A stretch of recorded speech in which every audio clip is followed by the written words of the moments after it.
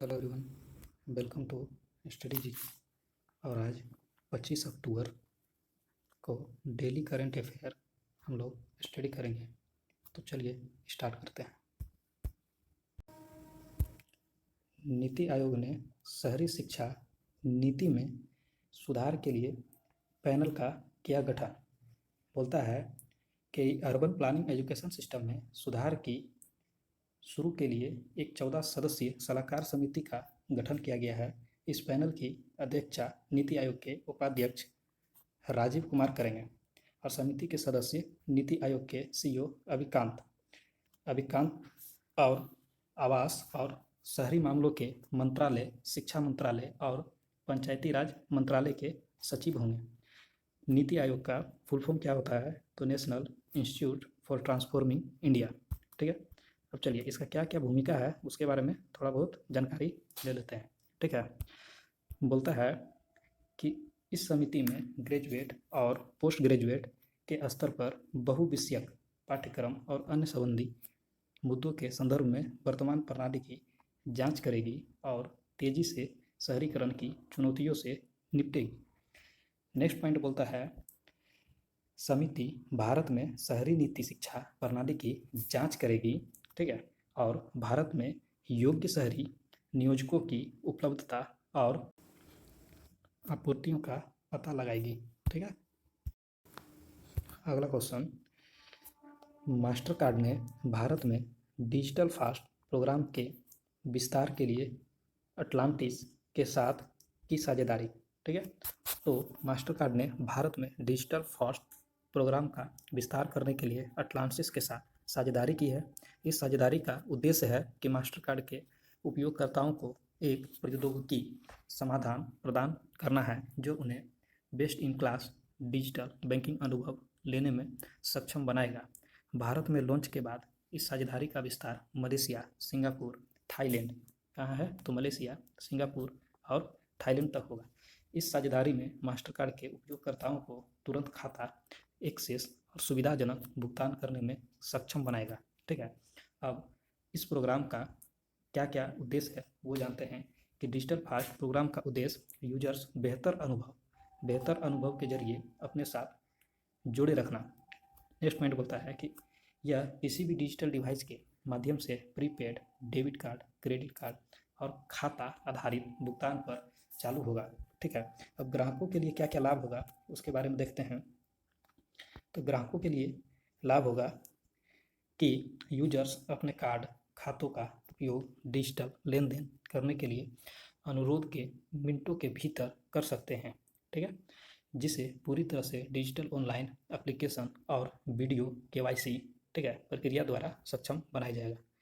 Card धारक जो है वो अपने कार्ड के बिना ऑनलाइन शॉपिंग या पीओएस दुकानों पर अपने कार्ड का उपयोग कर सकते हैं। ठीक है, और साथ ही वे अपने स्वयं के खर्च को नियंत्रण कर सकते हैं। समझ गए, और मोबाइल ऐप के उपयोग अलर्ट सेट कर सकते हैं। ठीक है, अब उपयोगकर्ता के पास कभी भी कहीं भी भुगतान करने का विकल्प होता है जहां मास्टर कार्ड विश्व स्तर पर स्वीकार किए जाते हैं। ठीक है, अब इसके बारे में कुछ महत्वपूर्ण जानकारी ले लेते हैं। ठीक है, कि मास्टर कार्ड का मुख्यालय कहाँ पे है? तो मास्टर कार्ड का मुख्यालय न्यूयॉर्क में है जो कि यूएसए में पड़ता है। ठीक है, फिर मास्टर कार्ड का अध्यक्ष कौन सा है?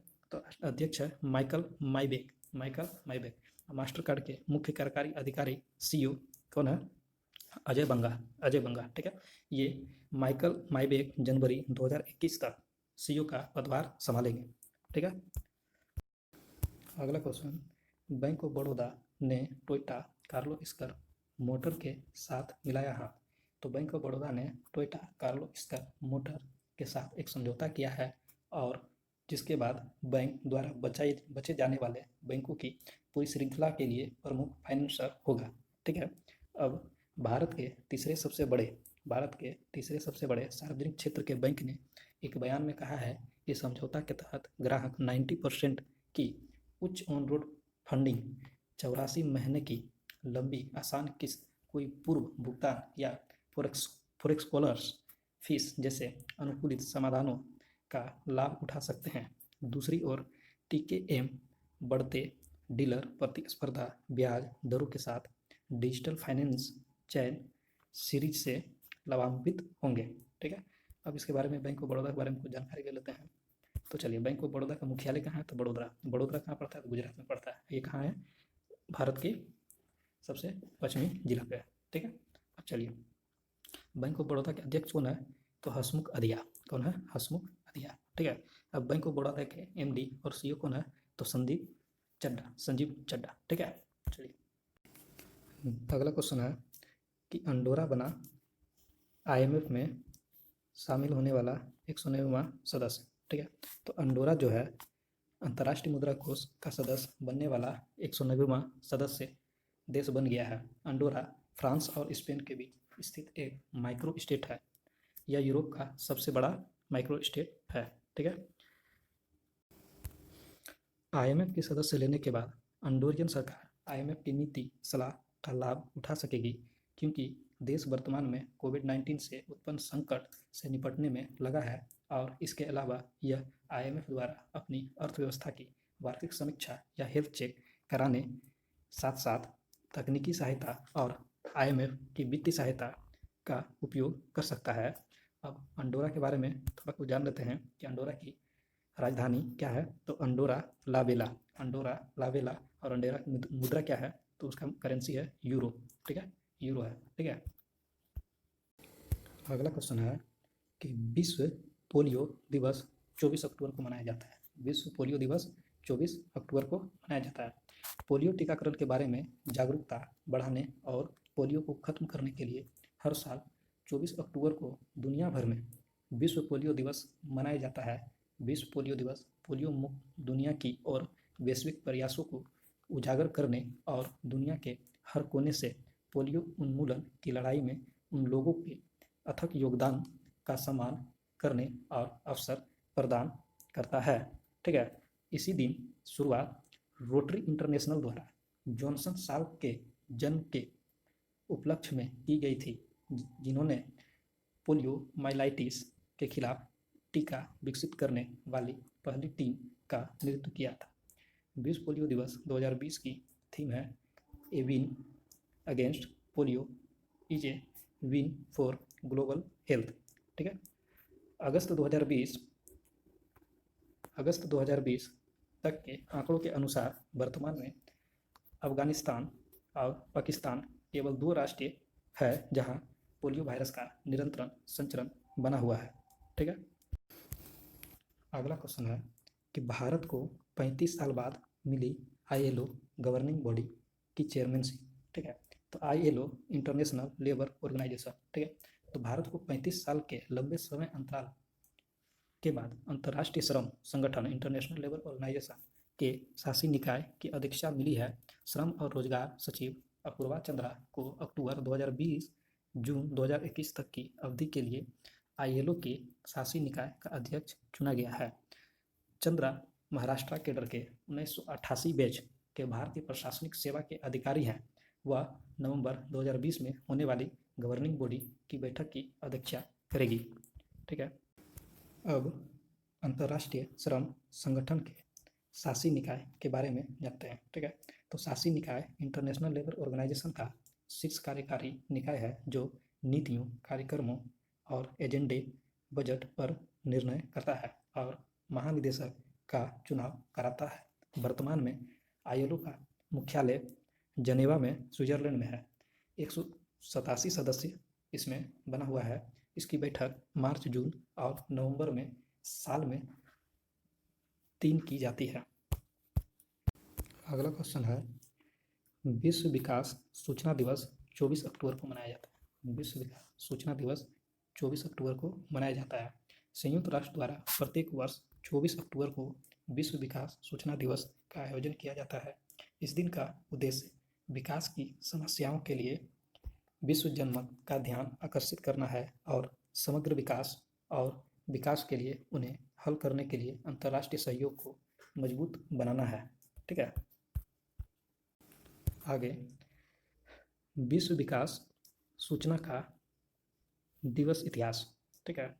तो संयुक्त राष्ट्र महासभा ने 1972 में विकास समस्याओं के लिए दुनिया का ध्यान आकर्षित करने और उन्हें हल करने के लिए अंतर्राष्ट्रीय सहयोग को मजबूत करने की जरूरत के लिए विश्व विकास सूचना दिवस की शुरुआत की थी, संयुक्त राष्ट्र महासभा ने तय किया कि विश्व विकास सूचना दिवस 24 अक्टूबर को मनाया जाएगा, जो संयुक्त राष्ट्र दिवस के साथ साथ द्वितीय संयुक्त राष्ट्र विकास दशक की अंतर्राष्ट्रीय विकास रणनीति को अपनाने की तारीख भी है। अगला क्वेश्चन है, साद अल हरीरी एक बार फिर बने लेबनान के प्रधानमंत्री। ठीक है, लेबनान के पूर्व प्रधानमंत्री साद अल हरीरी ने संसदीय चुनावों में बहुमत प्राप्त करने के बाद पुनः प्रधानमंत्री पद की शपथ ली।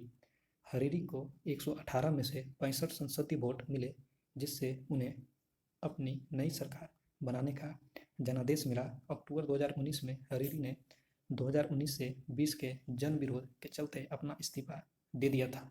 ठीक है,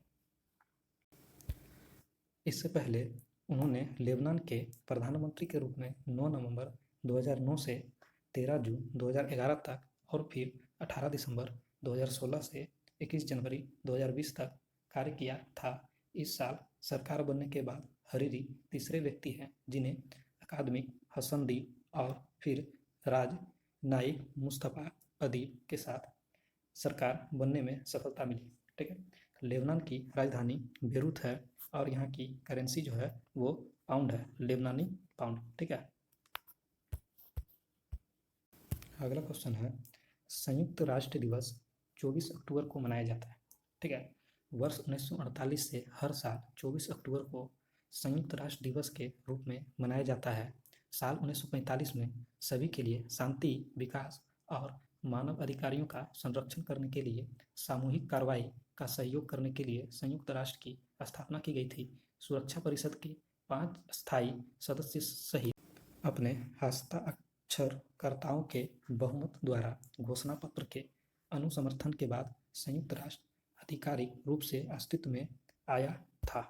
अब संयुक्त राष्ट्र का इतिहास जान लेते हैं। ठीक है, वर्ष 2020 में संयुक्त राष्ट्र के संस्थापक चार्टर की 75वीं वर्षगांठ मनाई जा रही है।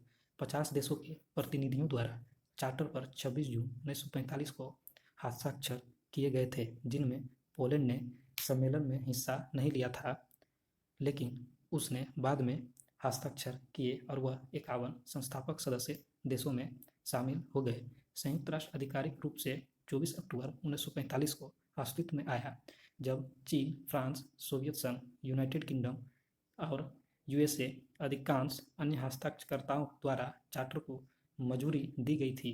संयुक्त राष्ट्र नाम संयुक्त राज्य के राष्ट्रपति फ्रैंकलिन डी रूजवेल्ट द्वारा दिया गया था और पहली बार द्वितीय विश्व युद्ध के दौरान संयुक्त राष्ट्र द्वारा 1 जनवरी 1942 को घोषणा में इस्तेमाल किया गया। ठीक है, संयुक्त राष्ट्र का मुख्यालय कहाँ है? तो न्यूयॉर्क में है। ठीक है, और ये यूएसए में पड़ता है। ठीक है, श्री एंटोनियो गुटेरस संयुक्त राष्ट्र के महासचिव है। ठीक है।